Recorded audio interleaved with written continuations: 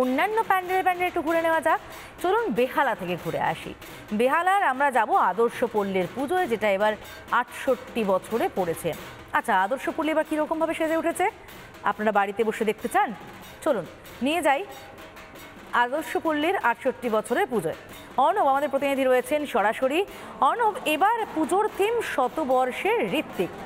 শতবর্ষের ঋত্বিক ঠিক কীভাবে ফুটিয়ে তোলা হয়েছে মণ্ডপে? ভিড়ই বা কেমন দেখতে পাচ্ছ সন্ধ্যে ৬টায়?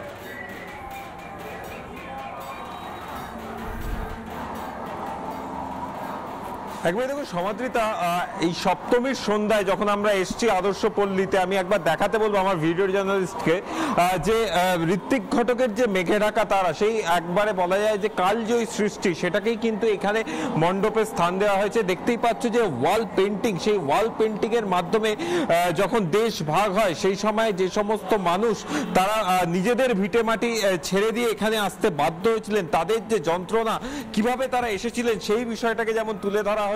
তার পাশাপাশি যে স্ট্রাকচার গুলো করা হয়েছে সেগুলো কিন্তু অত্যন্ত তাৎপর্যপূর্ণ এই কারণেই যে সেই সময়কার সমাজ ব্যবস্থা, সেই সময়কার সমাজ কিরকম ভাবে চলতো বা কিরকম হয়ে পড়েছিল সেই বিষয়টাকেই কিন্তু তুলে ধরা হয়েছে। এখানে সুপ্রিয়া দেবীকে কিন্তু একটা আলাদা ভূমিকায় তুলে ধরা হয়েছে, যিনি গোটা যে সেই সময়কার সমাজ সেটাকে যেন আগলে রেখেছেন মা দুর্গার মতো, দশভুজার মতো 10 হাতে। এবং এই আদর্শ পল্লীর যে গোটা মণ্ডপ, সেই মণ্ডপ জুড়ে কিন্তু একবারে ঋত্বিক ঘটকের যে শতবর্ষ উদযাপন, তার যে মেঘে ঢাকা তারা, যা কালজয়ী সৃষ্টি, তাকে কিন্তু একবারে ফুটিয়ে তুলে ধরা হয়েছে। সেটা ওয়াল পেন্টিং এর মাধ্যমেই হোক বা স্ট্রাকচার তৈরি করে হোক, সমস্ত দিক থেকে কিন্তু এই আদর্শ পল্লীর যে পুজো বা এই আদর্শ পল্লীর পুজোর যে পরিবেশ, তা কিন্তু একটা আলাদা মাত্রায় এনে দিয়েছে।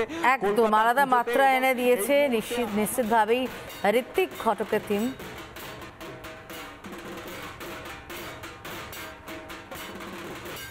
কর্তৃপক্ষের হাতে, এবং তাদের কাছ থেকে জানতে চাইবো যে এই যে ভাবনাটা আপনারা যে এই যে ভাবনাটা যে নিলেন, কি বার্তাটা দিচ্ছে?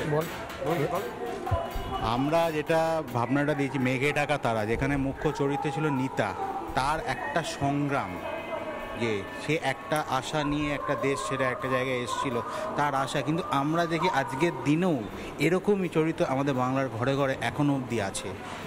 আরো একটা বিষয়, একটা এত ভালো সাবজেক্টকে আপনারা তুলে ধরেছেন, পুরস্কার পেয়ে কেমন লাগলো? আমরা খুবই আনন্দিত এবং রিপাবলিক বাংলাকে অসংখ্য ধন্যবাদ আমাদের এই পরিশ্রম প্রচেষ্টাকে মানে সার্থক করে একটা পুরস্কৃত করার জন্য। আমরা অনেক মোটিভেটেড এটার জন্য। Thanks to Republic Bangla. একবারে একটু সেলিব্রেশন হবে নাকি? একটু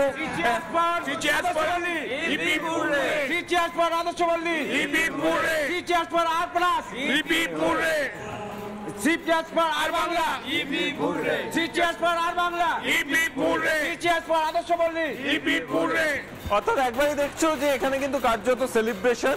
তার কারণ তার দশভুজা সম্মান, রিপাবলিক বাংলা 2025-এর যে দশভুজা সম্মান, সেই সম্মান জিতেছেন। এবং একই সঙ্গে ঋত্বিক ঘটকের শতবর্ষ উদযাপন, এবং সেখানে মেঘে ঢাকা তারাকে কিন্তু অসাধারণ করে ফুটিয়ে তোলা হয়েছে এই বেহালার আদর্শ পল্লীর মণ্ডপে।